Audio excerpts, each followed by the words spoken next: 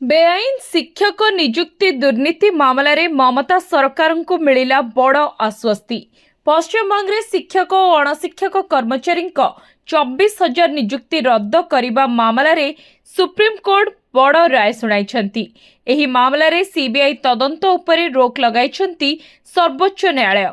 निकटरे शिक्षक नियुक्ति दुर्नीति मामला रे सीबीआई तदंत पई कलिकता हाईकोर्ट निर्देश देइथिले। एहाकु चैलेंज करी ममता सरकार सुप्रीम कोर्ट को द्वारस्थ होइथिले।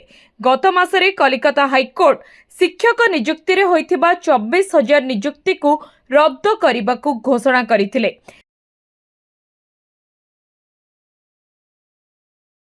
एथिसह 2016 स्कूल रे चाकरी करी शिक्षक और अणशिक्षक पाइथिबा दरमा को फेराइबाकु कहिथिले कलिकता हाईकोर्ट। एबे एही सुनानी उपरे रोक लगाइछंती सुप्रीम कोर्ट।